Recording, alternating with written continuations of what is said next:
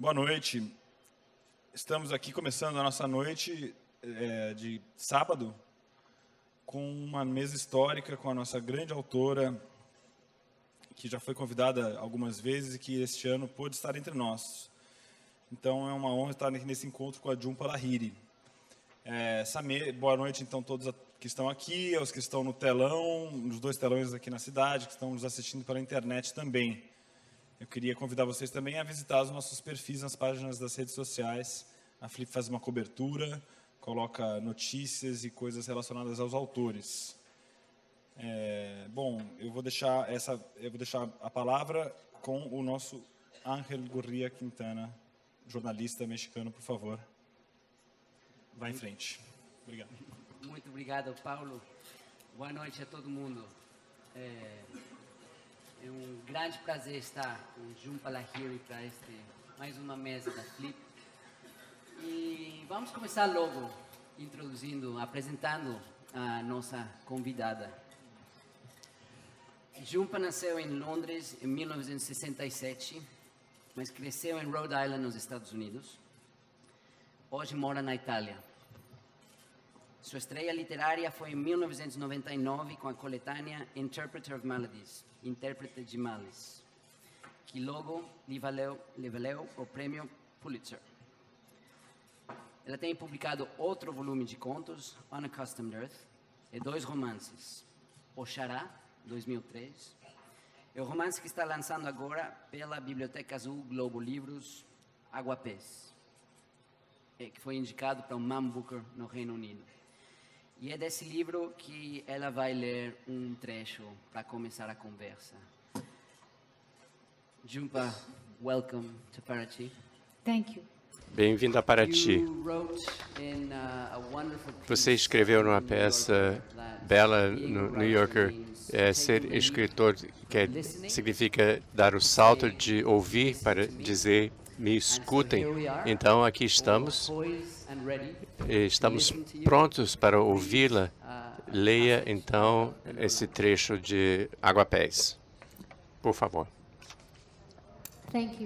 Muito obrigada. Boa noite. Muito obrigado pela presença. Nunca tinham entrado no Tully Club. Como a maioria dos vizinhos, passavam e repassavam pelo portão de madeira e pelos muros de tijolos centenas de vezes. Até meados dos anos 1940, o pai deles assistia às corridas de cavalos na pista, pelo lado de fora do muro.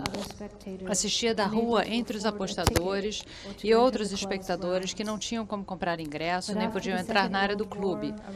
Mas depois da Segunda Guerra, mais ou menos na época em que Subhash e Udayan nasceram, o pessoal do clube aumentou a altura do muro e não dava mais para assistir de fora.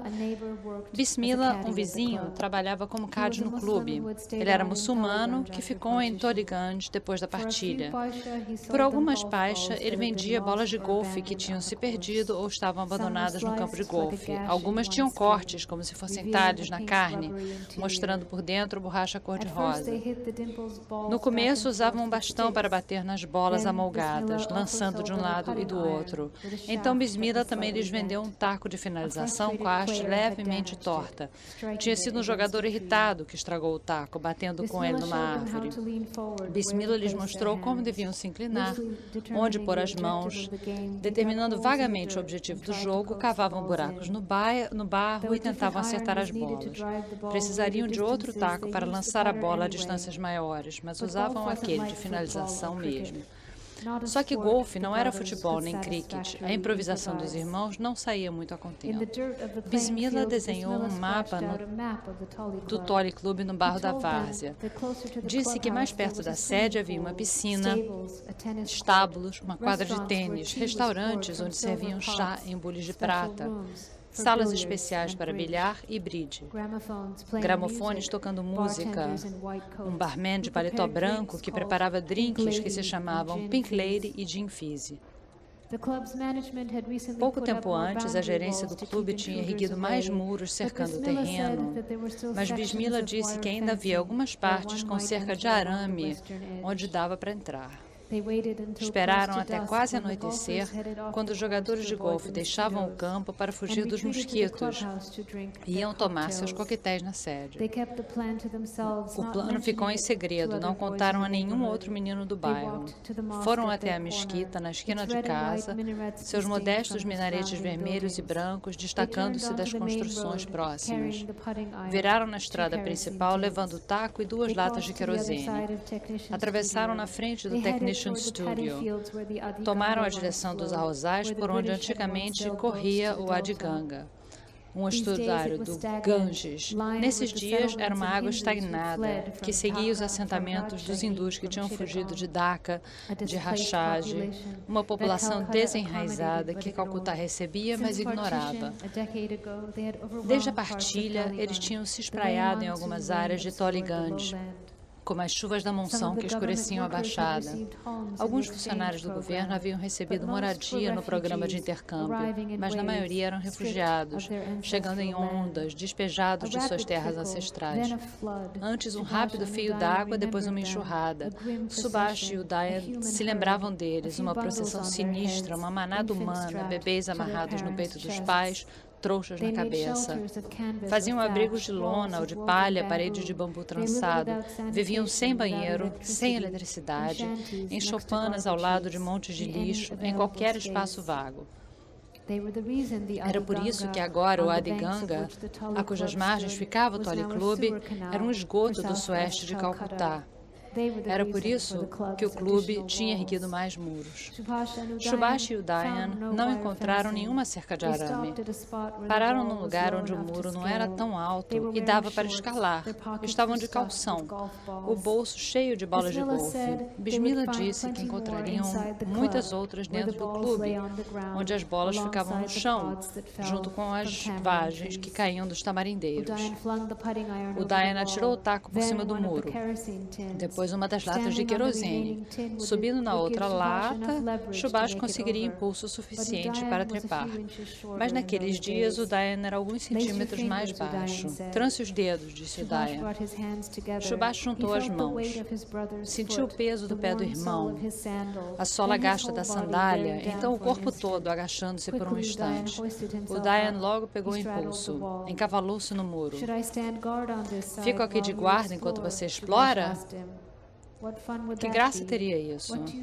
O que você está vendo? Venha ver você mesmo. Subhash empurrou a lata de querosene para mais perto do muro. Subiu em cima, sentindo a estrutura vazia oscilar por baixo dele. Vamos, Subhash. Udayan se endireitou e desceu, deixando visíveis apenas as pontas dos dedos. Então soltou as mãos e caiu. Subhash o ouvia, arfando pelo esforço. Tudo bem? Claro, agora você. Subhash se agarrou ao muro, colando o peito, esfolando os joelhos. Como sempre, não sabia se estava mais irritado com Udayan e sua ousadia ou consigo mesmo pela falta dela. Subhash tinha 13 anos, 15 meses a mais, mas não conseguia se imaginar sem Udayan. Desde suas primeiras lembranças, em todos os momentos, o irmão estava ali.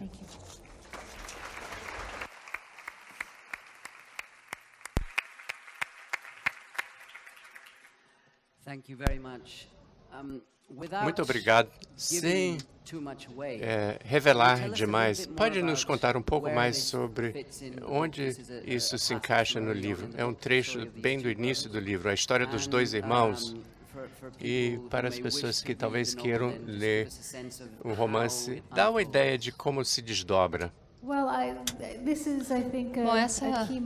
esse é um momento chave na vida desses 2 irmãos. E o triângulo que eu estabeleci entre eles e a presença desse clube, que os atrai, mas que um deseja explorar, deseja atravessar uma fronteira que ele não deveria atravessar, e o outro, o Subhash, fica para trás. E isso representa a dinâmica entre os irmãos, de modo geral. O Subhash é um pouco mais velho, mas, de certa forma, ele se sente como se fosse o irmão caçula. Ele fica na sombra do irmão mais jovem dele. E a presença desse clube de golfe no meio de um bairro que é um bairro pobre, de pobre para classe média, em Calcutá, representa e pressente um movimento político que entra na vida desses meninos nos 15 anos seguintes a esse episódio, quando eles já estão na universidade. É uma tentativa de revolução maoísta na Índia. A presença, então, desse clube, que é um espaço exclusivo, reservado apenas para os ricos, para os privilegiados, se torna representativo desse movimento. Os irmãos. Então, o clube se torna um local ao qual eles retornam na mente deles ao longo do tempo. Você disse que é um livro que você concebeu antes dos seus livros serem publicados, os outros, e o livro que você diz que está tentando elaborar desde o início. Pode contar um pouco sobre esse processo?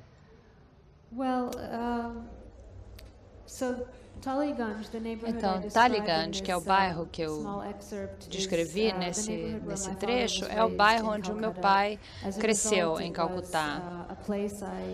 Portanto, é um lugar que eu conheci ao longo da vida, visitando. A cada 2 anos, nós íamos para Calcutá e passávamos períodos longos de 2 ou 3 meses. Então, foi um bairro que eu conheci bem.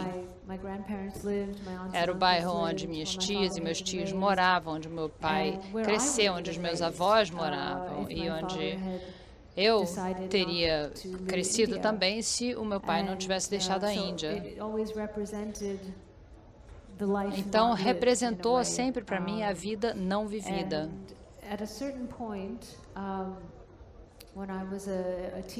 A um certo ponto, quando eu era adolescente, eu soube de uma história de 2 irmãos que moravam perto da casa do meu avô e que tinham sido mortos uma noite pelos paramilitares durante esse período dessa revolução conhecida como o movimento Naxalita.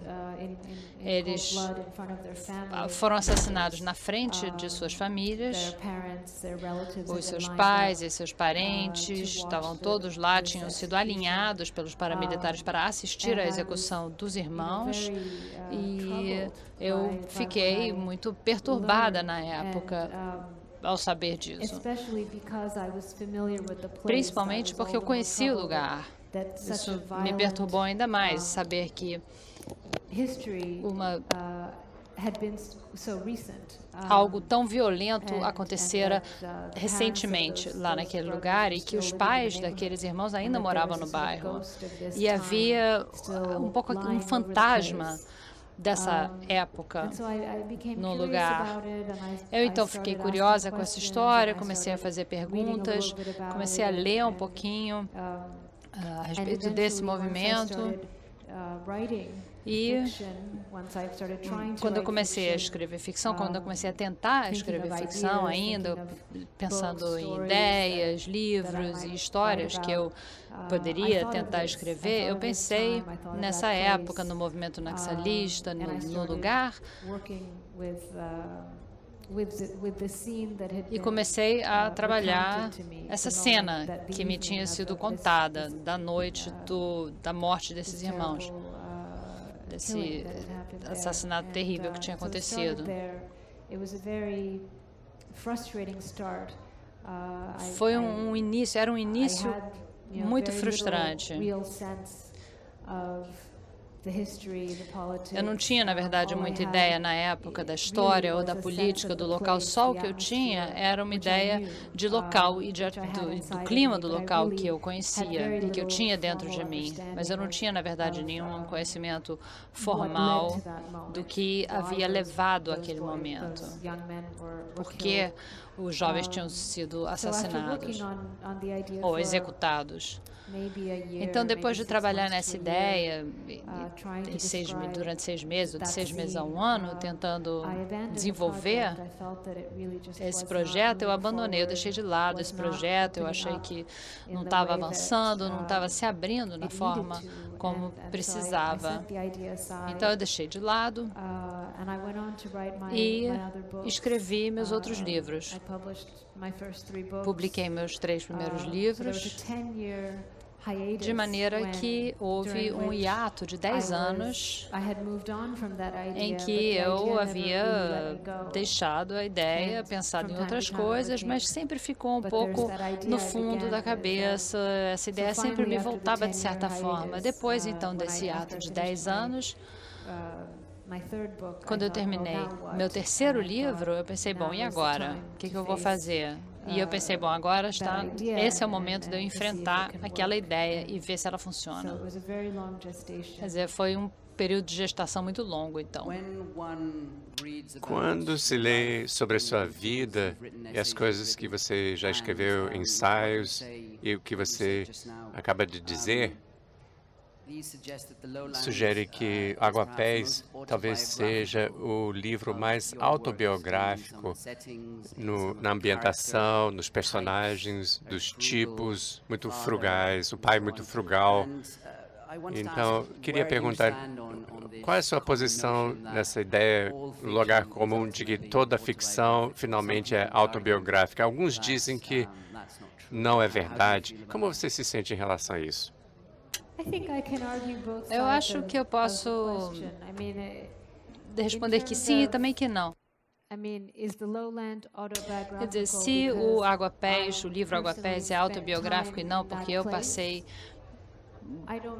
vivi um pouco naquele lugar, eu não sei. Eu acho que a minha definição de autobiográfico, de ficção autobiográfica, sempre foi trabalhar a partir das minhas experiências particulares. Então, de certa forma, esse livro não é autobiográfico, porque eu nunca vivi realmente na Índia mesmo, nunca morei na Índia. Eu não cresci nessa época em que os personagens vivem. Só tem um personagem no livro, que é a personagem chamada Bella, que poderia ser descrita, quer dizer, ela é uma menina que nasceu nos Estados Unidos de pais de origem indiana. Então, que corresponde mais ou menos à minha biografia, mas não sou eu e as suas experiências não são as minhas e os pais dela não são os meus pais. E eu acho que Água-Pés é, na verdade, o livro menos pessoal entre todos os meus livros, porque nenhum dos personagens saiu, na verdade, do nada. Os 2 irmãos são modelados vagamente em primos dos meus pais, primos bem mais jovens dos meus pais. Meu pai nasceu em 31, minha mãe em 39. Então, eles são velhos demais para terem participado desse movimento naxalista. E, na verdade, eles já moravam nos Estados Unidos quando isso tudo aconteceu. Eles estavam longe, então até geograficamente longe disso tudo. Os meus livros anteriores, de certa forma, têm mais personagens que eu poderia chamar de minhas experiências centrais. Tendo sido criada nos Estados Unidos, de pais de origem bengali, nos anos 70, tendo a experiência de voltar à Índia como visitante, que na verdade não pertence àquele país, mas também não deixa de pertencer a ele. Essas experiências são mais próximas da minha. Esse livro, no entanto, não é bem assim. Por outro lado, apesar do que eu acabei de dizer, eu acho que eu devo colocar sempre algo de mim em cada um dos meus personagens.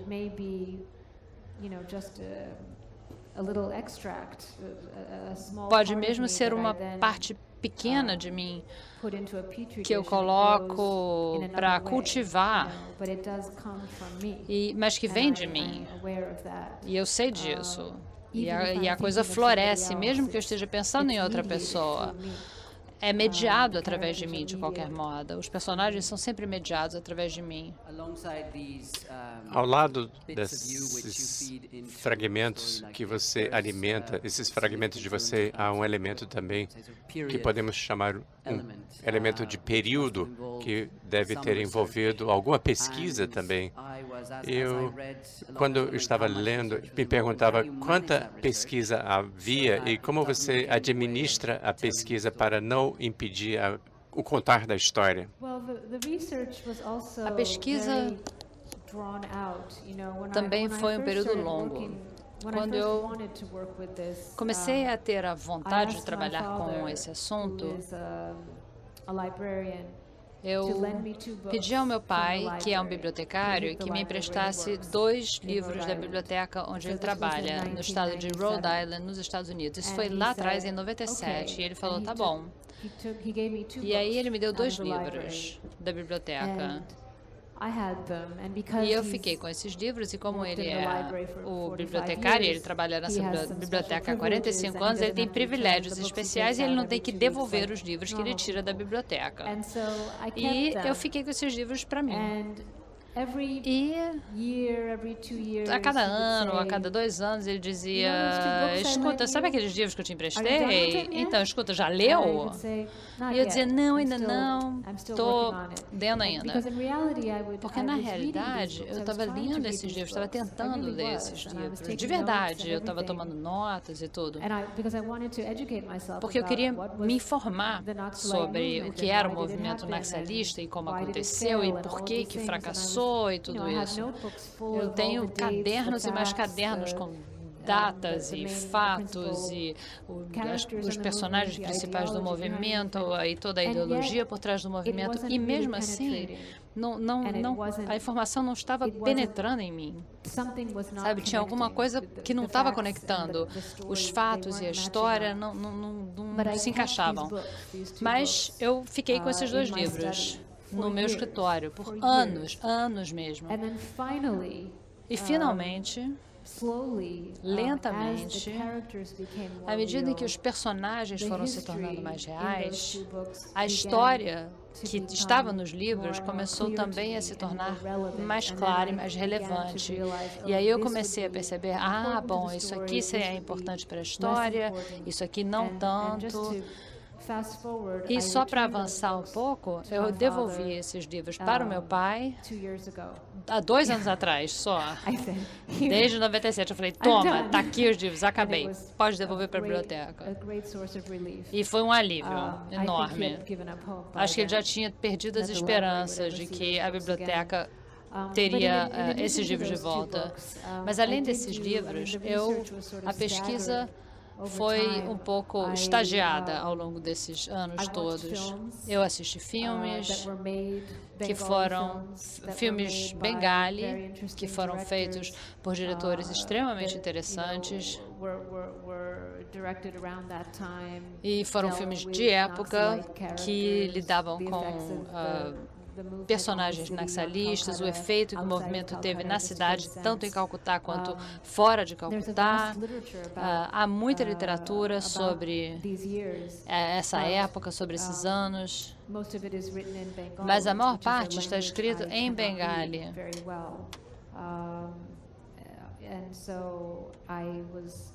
E eu tive que lidar com traduções, então, às vezes a minha mãe lia contos ou poemas para mim que se referiam a esse período. O que eu achei mais útil, na verdade, foi conversar com as pessoas, e eu tive muita sorte nesse sentido, porque mesmo nos Estados Unidos, os meus pais têm um círculo de amigos bengali muito grande, que vão desde a idade deles até pessoas bem mais jovens. Então, quando eu comecei a escrever o livro, eu comecei a fazer perguntas a amigos da família que tinham, por exemplo, vivido em Calcutá no final dos anos 60 e início dos 70, e se lembravam daqueles anos, lembravam como era andar pela rua e a universidade, pegar o ônibus. lembrando o medo que eles tinham, lembrando o que aconteceu nos bairros daquela época, todos os detalhes que os meus pais não sabiam, porque eles não estavam lá. E aí, quando eu voltava para a Índia, eu perguntava também, fazia essas mesmas perguntas para os meus parentes de lá, quer dizer, como é que era, você tinha medo, você tinha alguém do seu conhecimento que fazia parte do movimento, e essa que foi a maior fonte de informação, porque no fim das contas, o romance tem um contexto político, mas ele não é, na verdade, um romance político. Ele é um romance sobre uma família que é um pouco destruída e dividida por um ato de violência. E no final do processo de escrita, logo antes de eu terminar o livro, eu fui para Calcutá com a esperança específica de falar com algumas pessoas que estiveram diretamente envolvidas no movimento. Mas eu queria esperar para isso até eu ter a história já bastante estabelecida, sabe, o lado emocional da história.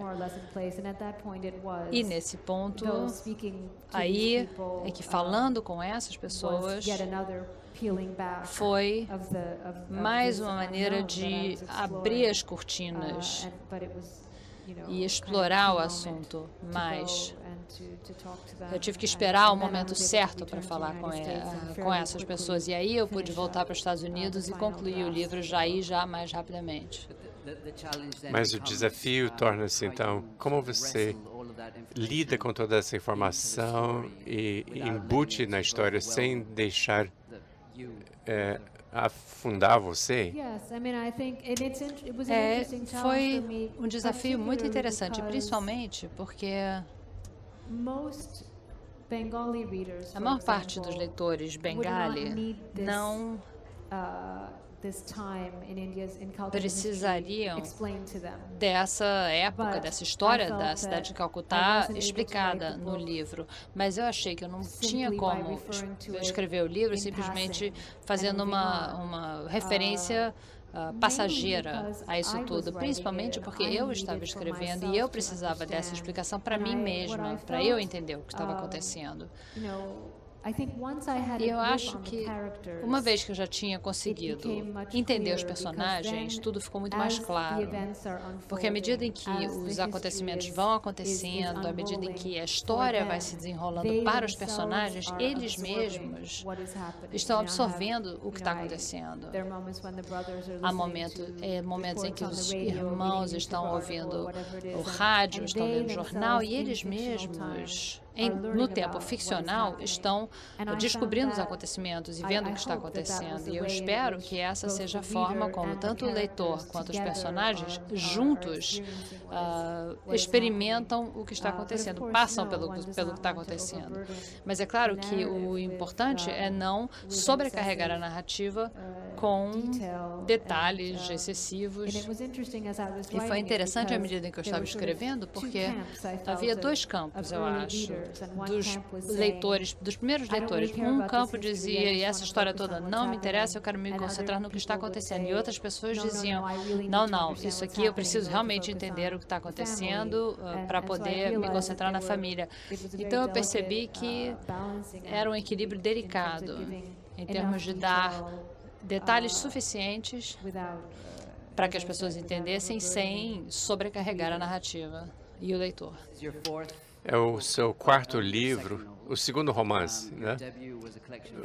O primeiro foi uma coletânea de contos que deu o prêmio Pulitzer. Como você privilegia uma forma em relação à outra? Quando você sabe que a ideia é a certa para um romance como esse, e quando você acha que a história pode ser contida num conto, por exemplo? De um modo geral, eu sei essa diferença muito rapidamente. Eu penso em tudo como uma história. O Chekhov escreveu histórias e o Tolstói também escreveu histórias. E até os romances são histórias, são contos, né? Eles têm começo, meio e fim. É uma narrativa, é ficcional.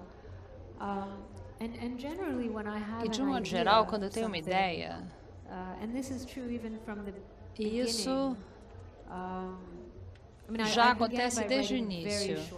Eu comecei escrevendo contos curtíssimos, que não eram nem contos, eram, sei lá, parágrafos. E depois iam crescendo e viravam contos curtinhos. Depois iam aumentando de 2 páginas para 5 ou 6 páginas, e aos poucos as páginas iam se acumulando.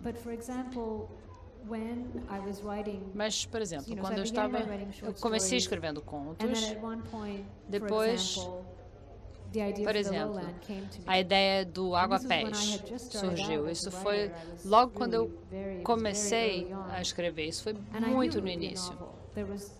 E eu sabia que isso ia ser um romance. Eu não passou pela minha cabeça que eu pudesse fazer justiça a essa ideia nas restrições que são dadas a um conto, apesar de que eu nunca tinha, naquela época, escrito um romance. Mas eu acho que isso vem da experiência de ler contos e de ler romances. Eu acho que, como leitora, eu tinha um sentido já inerente dos limites e das liberdades de cada uma dessas formas. Eu acho que cada uma delas, como leitora, eu nunca fiz muita distinção entre as duas em termos de uma forma ser mais importante do que a outra. Eu acho que é preciso respeitar e entender a essência da história em si. Algumas precisam ser contadas no arco relativamente curto e outras não. E é claro que há também uma zona cinzenta em que você tem pessoas como a Mavis Galante, Chekhov, Tolstói ou a Alice Munro, em que há coisas que ficam um pouco entre o que é tecnicamente um conto ou tecnicamente um romance. Eu não presto muita atenção a essa divisão, não é tanto, isso não é tão importante. E com o meu segundo livro, O Xará, quando eu tive a ideia, eu sabia que ia ser um romance, apesar de que eu não tinha escrito ainda. Eu tinha tido a ideia, e era uma ideia que tendia a ser um romance. Eu acho que vem de um instinto a respeito de cada forma e o que cada forma faz melhor, o que se adapta melhor a cada forma, a melhor maneira de contar a história. Eu acho que o importante é a melhor maneira de contar a história. Eu acho que há muitos romances que teriam sido contos, deveriam ser contos. Mencionou O Xará, que foi transformado em filme. Você esteve envolvida nesse processo de transformação? Eu me envolvi muito rapidamente. Meu papel foi mais ou menos o papel de avó, em que eu tinha muito afeto pelo processo criativo, sem, na verdade, sentir muita responsabilidade. Então, eu aparecia de vez em quando, eu visitava o set de filmagem e depois eu voltava para o meu trabalho. E foi um acordo excelente, no fim das contas. Eu apareço no filme por 2 segundos. A minha filha, que está aqui, tem também um papel muito rapidinho. O meu filho também, mas ele estava dormindo completamente o tempo todo. Ele também estava lá no set. Minha irmã, os meus pais também. A Mira, que é a diretora e agora é minha amiga, ela queria incluir a minha família e fazer como se fosse um home video nessa cena em que a gente aparece. E a gente falou, tá bom, tudo bem. E a gente foi, todo mundo foi ótimo, a gente apareceu no trailer, botou maquiagem, foi muito divertido. Mas do ponto de vista criativo, eu realmente não participei. Eu não trabalhei no roteiro. Eu li o roteiro, falei 2 ou 3 coisinhas.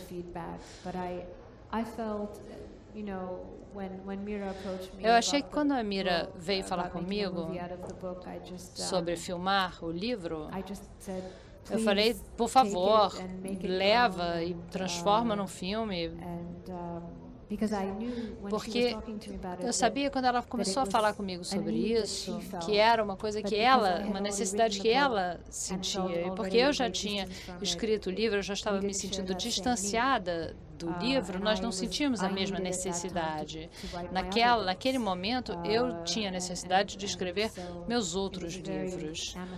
Então foi um acordo extremamente adequado, muito favorável, e eu fiquei muito satisfeita com o resultado.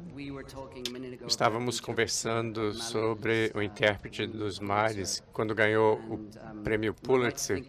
Estou certo em pensar que seu pai, mesmo depois que recebeu o prêmio, ainda lembrou que escrever contos não é algo que você pode depender enquanto profissão. É verdade. E eu acho que ele tem razão, de certa forma. Eu nunca nem sonhei que eu pudesse viver da escrita. Nunca nem ousei sonhar com uma coisa dessas.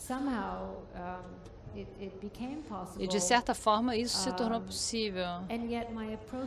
E, no entanto, a minha abordagem continua um pouco cética. De ser escritora e viver desse trabalho. Porque uma vez que isso acontece, inevitavelmente, entra-se no lado comercial da escrita, o lado de marketing, e torna-se um produto que nós criamos. E aí o trabalho não é mais só o trabalho, é promover o trabalho, fazer com que o trabalho seja lido. E, de certa forma, eu acho que o que o meu pai... Quer dizer, o meu pai era uma pessoa que era muito avessa a riscos. E escrever é um empreendimento extremamente arriscado, mesmo para os escritores de mais sorte. E eu estava preparada para ganhar a vida de outras formas. E é importante saber disso. E é importante como é um privilégio extraordinário escrever e ser recompensado por isso. E há muita gente no mundo que escreve muito bem, e há pouquíssimos destes que, de fato, vivem da escrita. E eu acho que no fim são dados, é sorte quem consegue viver de escrita e quem tem que ter outro trabalho. Eu sempre penso nisso e eu tenho muito respeito por todos que escrevem. Enfim,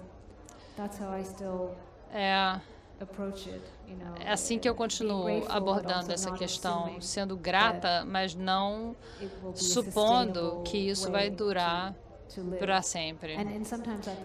E às vezes eu prefiro manter essa questão num local assim protegido. Explorando esse processo de se tornar uma escritora, eu gostaria de levá-la de volta bem para trás.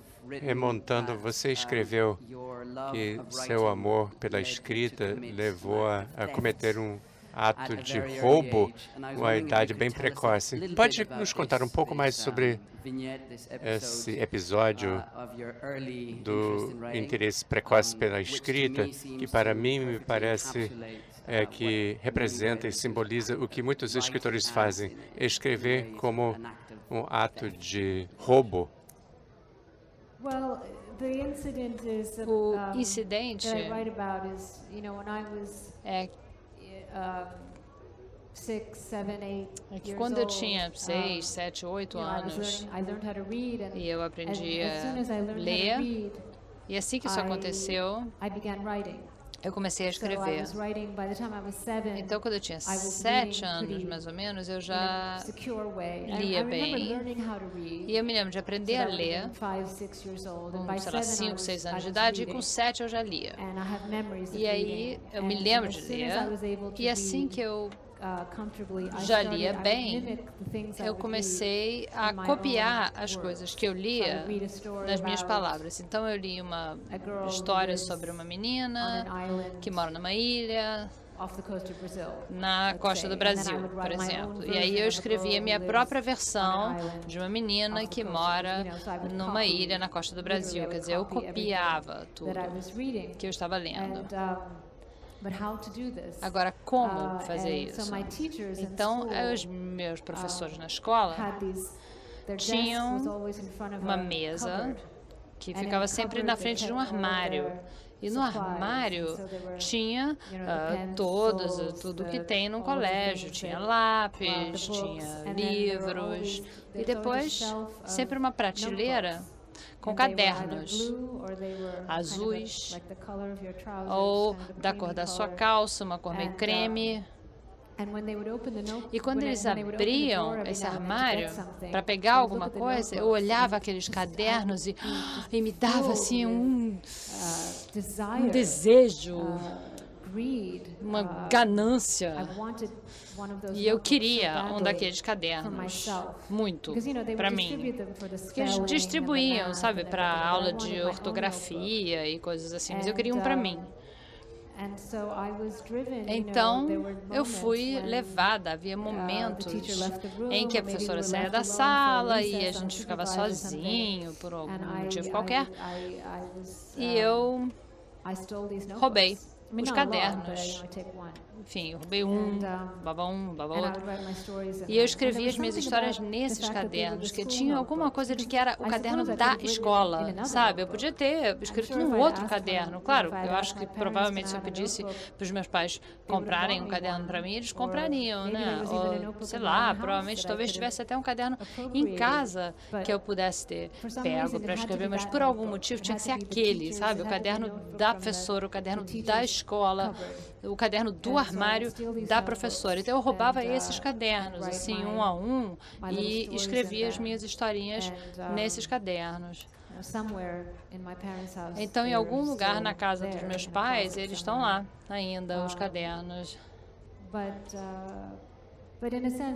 Mas, de certa forma, então, os escritores, pode-se dizer que todos os escritores roubam da vida de maneira indiscriminada. Roubam as coisas do mundo, roubam um pouquinho dessa pessoa aqui, daquela pessoa lá, um detalhe aqui, outro lá, e com isso criam suas histórias de uma maneira mais metafórica.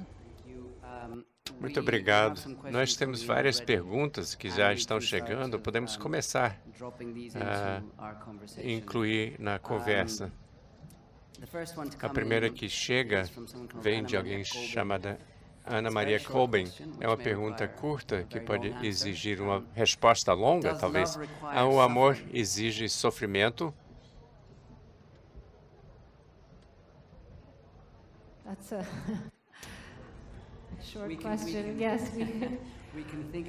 Podemos refletir sobre essa pergunta, se quiser.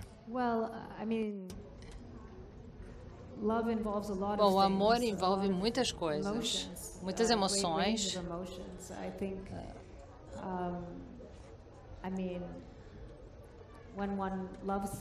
Quando amamos alguém,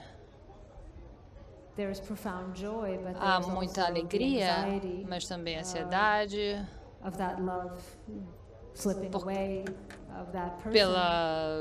pela possível ausência desse amor, dessa pessoa, do fim desse amor, de certa forma. E até as histórias de amor mais felizes precisam acabar a algum ponto, né? Porque nós somos mortais.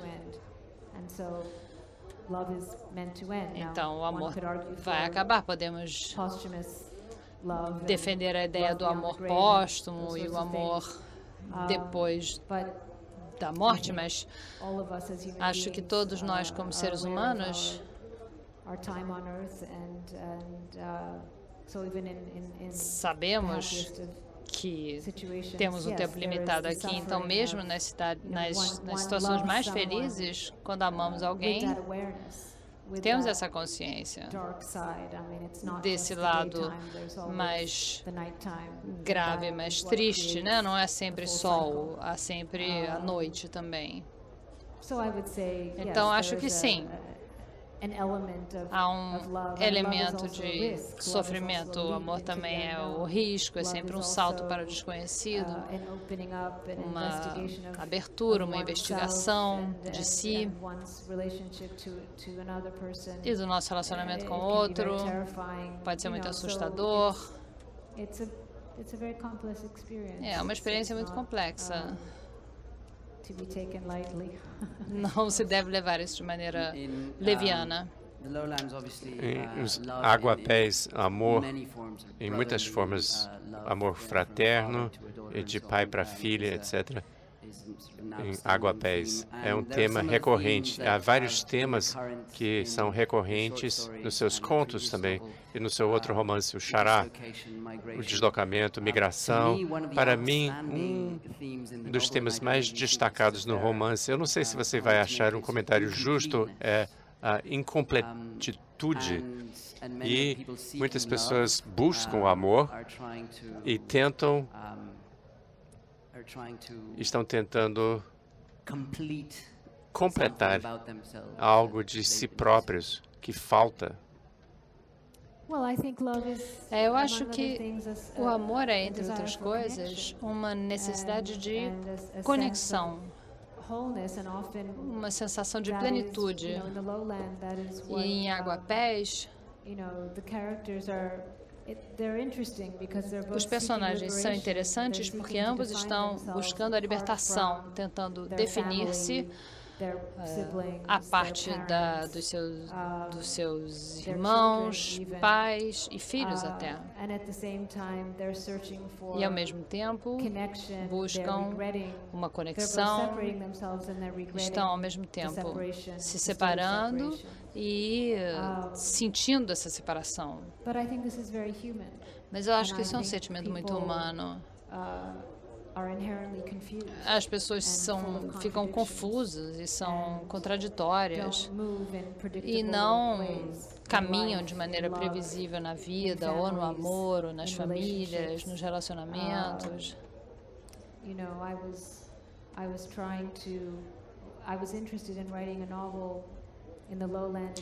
Eu estava interessada, nesse caso, em escrever um romance em que nenhum dos personagens é inteiramente inocente.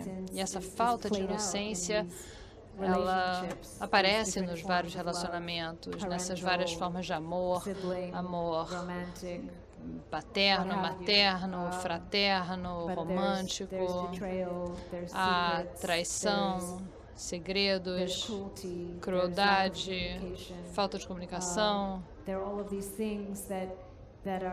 Todos elementos que são filigranas do que pode ser visto como uma relação mais convencional entre irmãos, pais e filhos, marido e mulher. Uma pergunta que vem de Leandro. São várias perguntas, talvez possamos incluir duas aqui. Você ainda se sente levada a contar histórias sobre a experiência e personagens indiano-americanos? Você consideraria passar para italo-americanos, por exemplo? Dissemos antes que você vive em Roma hoje em dia.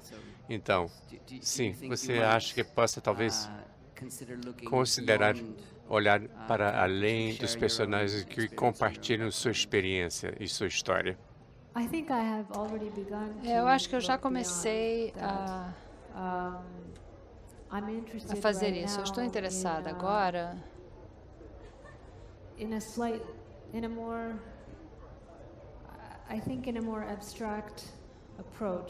numa abordagem mais abstrata do meu trabalho,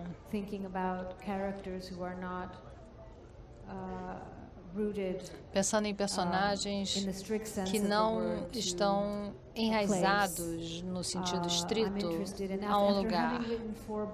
Depois de escrever 4 livros em que a localização tem um papel tão importante, ou o fato de que eles estão naquele local, ou o fato de que eles não estão naquele local, quer dizer, a presença ou a ausência de um determinado país, ou a América ou a Índia, no caso dos meus livros anteriores, e principalmente depois de ter escrito Água Pés, em que eu tive que tentar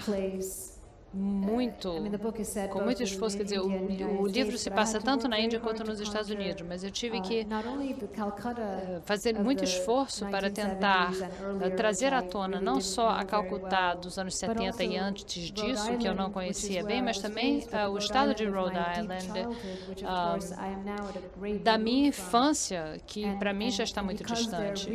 E como são lugares reais, e eu estava falando sobre um tempo real, nesse ponto da minha vida, eu quero mais liberdade da energia que é necessária em termos de descrição de um lugar real, num tempo real. Por exemplo, eu estou interessada em escrever algo num lugar não identificado, num país não identificado. Uma coisa que eu escrevi desde Água Pés é um conto que não se passa em lugar nenhum. Quer dizer, se passa num lugar, mas é genérico. Pode ser em qualquer lugar, pode ser aqui, pode ser na China, pode ser em qualquer lugar. Não há nada nessa história, nesse conto, que indique o lugar. E eu acho que o meu trabalho está caminhando cada vez mais nessa direção. E eu acho que também em termos de personagens, todo o meu trabalho gira em torno de identidade, falta de identidade, múltiplas identidades, identidades divididas. E isso continua a me interessar como escritora e como pessoa também. Mas eu acho que eu agora vejo isso de outro ponto de vista. Escritores como Pirandello, Pessoa, a forma como eles veem identidade, falta de identidade, múltiplas identidades, a busca de identidade de uma maneira mais abstrata. Isso me interessa muito agora. Isso é o que me empolga. E a minha sensação é que o meu trabalho agora está caminhando nessa direção. Mas, não tendo escrito mais nada, eu não consigo prever, na verdade. A sensação pelo que eu estou lendo, pela forma como eu tenho pensado sobre isso, é isso que eu imagino que vai acontecer. Muito obrigado. Raquel diz que ela acompanha seus textos e artigos em italiano para uma revista chamada Internazionale e pede que fale um pouco mais sobre sua escrita em italiano. E a propósito, quantos idiomas você fala? 3. Inglês, bengali, italiano, espanhol? Não, eu entendo espanhol, mas, quer dizer, meu marido fala espanhol perfeitamente. Então, durante muitos anos, eu absorvi muito espanhol só de acompanhar o meu marido.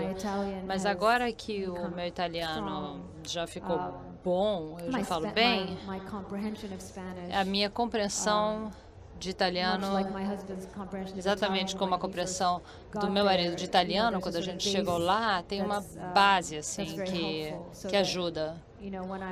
Então, quando eu fui para a Espanha, no início do ano, eu consegui fazer entrevistas em que o entrevistador me fazia perguntas em espanhol e eu respondia. Eu não conseguia responder em espanhol, mas eu entendia tudo que me perguntavam. E é uma conversa muito engraçada quando você entende, mas não consegue falar.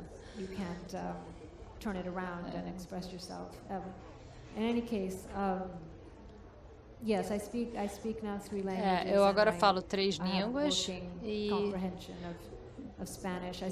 entendo espanhol. Eu estudei francês na escola, então eu leio em francês, mas não falo.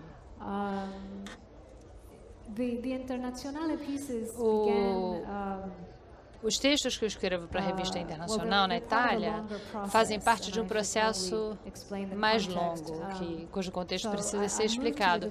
Eu me mudei para a Itália há 2 anos atrás. Antes de deixar os Estados Unidos, eu já estudava italiano há muitos anos nos Estados Unidos. Eu não sei exatamente por que eu comecei a estudar italiano. Eu fui para Florença há muitos anos atrás. Voltei dessa viagem a Florença querendo aprender italiano. E aí começou como uma espécie de hobby. E aí o hobby, aos poucos, foi ficando mais sério. Aí chegou o ponto em que eu fui para Roma e me senti muito ligada à cidade. Achei que era a cidade, uma cidade que eu tinha que conhecer, uma cidade em que eu tinha que morar. Muitos fatores, então, se acumularam e eu comecei a estudar italiano de uma maneira muito mais séria nos Estados Unidos.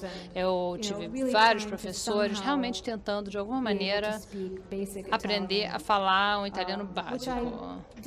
O que eu consegui? Eu aprendi a ter pelo menos uma conversa em italiano, sem nunca ter morado na Itália. Mas aí, eu e meu marido decidimos nos mudar para a Itália por um tempo. Então, antes de fazer isso, eu tomei uma decisão estranha e eu resolvi parar de ler em inglês. Eu parei de ler tudo em inglês, a não ser o jornal. E eu comecei a ler só em italiano, só romance italiano, contos italianos. E aí eu me mudei para a Itália e muito rapidamente depois disso, logo depois disso, eu escrevo um diário. E eu comecei a escrever no meu diário em italiano. E foi uma coisa inconsciente, essa mudança foi inconsciente. Mas eu senti que ao longo de todos esses anos, tudo que eu já tinha estudado, todo o esforço que eu tinha feito estudando italiano, a distância, de repente, agora que eu já estava no país morando, aconteceu alguma coisa, sabe? Eu me vi escrevendo italiano.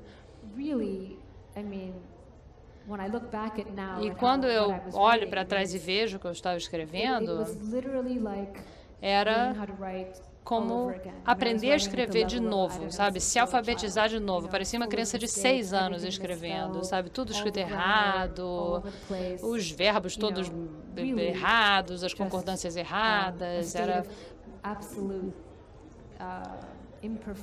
uma imperfeição absoluta. Constrangedor, completamente constrangedor e ao mesmo tempo tão fascinante, porque eu senti, sabe, aquela excitação de você ser criança e estar aprendendo a escrever, uma liberdade enorme que eu sentia. E eu nunca pensei que eu fosse capaz de sentir isso novamente, mas eu comecei a me sentir assim, tentando me expressar numa outra língua.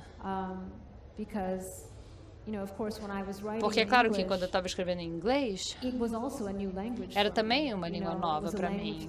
Era uma língua que eu tinha aprendido como resultado de ir à escola. Uma língua que eu estava falando apenas parte do tempo, porque a maior parte da minha vida ainda era em casa, com os meus pais, falando bengali.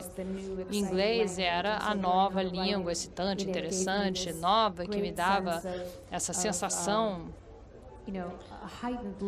de grande liberdade, porque não era a língua a qual eu estava acostumada. Então eu comecei a escrever o meu diário em italiano e rapidamente, em poucos meses, eu escrevi um conto em italiano. E eu nem sei como que eu fiz isso. Eu escrevi e saiu muito rápido. E eu falei, ué, o que eu fiz? Isso é uma coisa estranha. E aí, eu comecei realmente a questionar o que estava acontecendo comigo como escritora. Eu pensei, por que eu estou fazendo isso? Eu comecei, então, a fazer assim anotações ao longo do meu primeiro ano na Itália sobre essa experiência de viver, trabalhar e pensar numa nova língua. E o que estava girando dentro de mim. Eu tinha um caderninho, e é estranho, porque no início, na primeira parte do caderno, eu escrevia todas as novas palavras que eu aprendia todo dia, e todas as colocações, e depois, no fim do caderno, eu escrevia reflexões pessoais a respeito de como essa experiência, a parte emocional, a dimensão emocional de aprender isso tudo, me afetava, principalmente para uma escritora. O que significa para um escritor escrever sem autoridade. Que eu acho que a essência de escrever em italiano, para mim, é isso. É uma forma de escrever na qual eu tenho fraquezas. A primeira metáfora que me veio à mente ainda é a mais forte, que é parece que eu estou escrevendo com a mão esquerda, sendo destra. É uma forma de escrita e eu consigo fazer, mas eu sei que a minha mão está presa, está amarrada atrás das costas. Então eu escrevo, mas é uma coisa um pouco, sabe, sem controle. Eu não consigo direito controlar, eu não tenho destreza manual, eu não tenho o controle fino dos dedos, que normalmente quando se é escritor é uma coisa que se quer. Tentar expressar algo da maneira mais sutil, mais elegante. Então, há uma certa uma falta de sutileza, mas, por outro lado, uma sensação de sobrevivência na minha escrita em italiano, enquanto que na minha escrita em inglês eu tenho uma casa certinha, sabe, com os móveis todos no lugar, e, sabe, tá tudo certinho, a refeição na hora certa, tudo bonitinho. E em italiano é como se eu estivesse acampando, sabe, na floresta, e tá tudo meio bagunçado, eu tenho uma mochila com as palavras dentro, e tá tudo nas minhas costas, e isso dá uma limitação, mas é interessante. Então, esses artigos na Internacional vieram dessas anotações, porque num certo ponto eu percebi que essa série de notas, de anotações que eu estava fazendo, continham uma narrativa. As anotações foram crescendo, transformaram-se em reflexões a respeito do meu encontro com a língua italiana. Agora os artigos foram todos publicados e o projeto foi concluído. Será publicado no ano que vem como um livreto. O que foi mais interessante ao escrever o livro é que ele começou como uma meditação sobre a minha atração a uma terceira língua, mas no fim volta ao início, volta às minhas origens. E realmente é a respeito do triângulo, as três línguas que eu conheço. Duas que me foram impostas e uma que eu desejei, que eu busquei, que eu cortejei. E a grande revelação, para mim, que talvez não seja uma revelação, mas que me pareceu, é que eu sou uma escritora sem uma língua, de verdade. Talvez haja muitos escritores assim, que sentem isso, e eu sinto isso realmente. E isso, para mim, foi cristalizado, tudo o que eu escrevi até hoje, todos os meus personagens e as buscas deles pelo que eles são e de onde eles vêm, e as forças culturais que os formam e os transformam. Tudo isso, no fim, pode ser reduzido ao nível linguístico, ao fato de que eu tenho uma relação extremamente imperfeita a todas essas 3 línguas que eu falo. Eu não chego a nenhuma dessas línguas me parece 100% minha. Há exemplos de escritores que escrevem fora de suas línguas.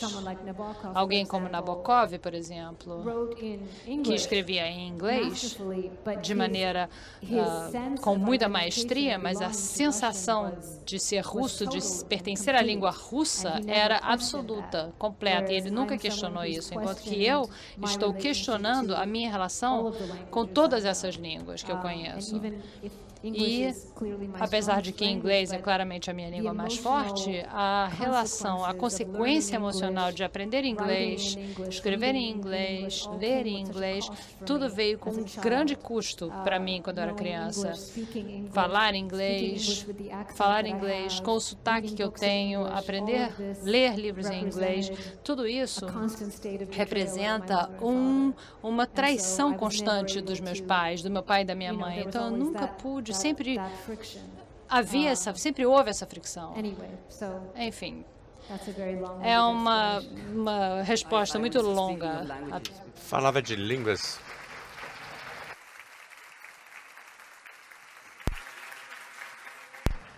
Eu fiquei fascinado em saber dos aguapés que em Bengali amanhã é a mesma palavra de ontem, e eu me perguntava se isso explica a fluidez com que nesse romance você consegue esse deslocamento temporal, que há, às vezes, uma transição do que aconteceu ontem para o que está acontecendo hoje, para o que vai acontecer amanhã. Parece inconsútil.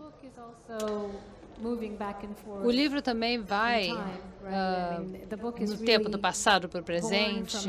Ele parte de uma cena, de um momento, de uma noite em que acontece uma invasão dos paramilitares que encontram 2 meninos e os matam. E, quer dizer, essa cena que é recontada, são 15, 20 minutos, né, em tempo real, e a reverberação e a repercussão dessa unidade de tempo é o assunto, o tema do romance.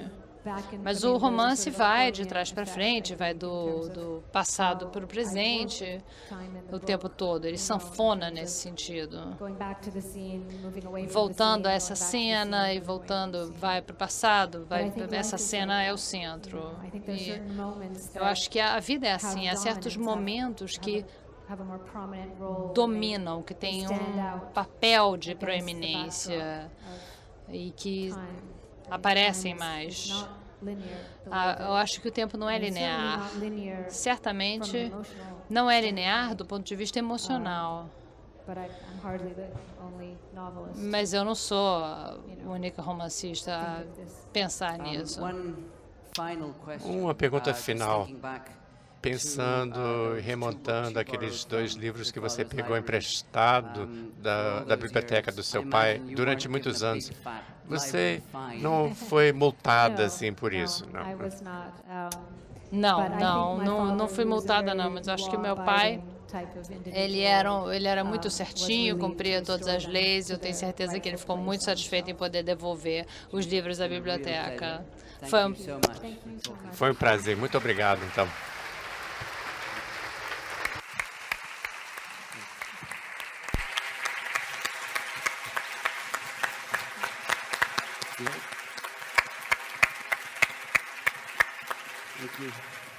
Eu convido a todos a ir à tenda dos autógrafos, onde a Jhumpa vai assinar os livros. Muito obrigado.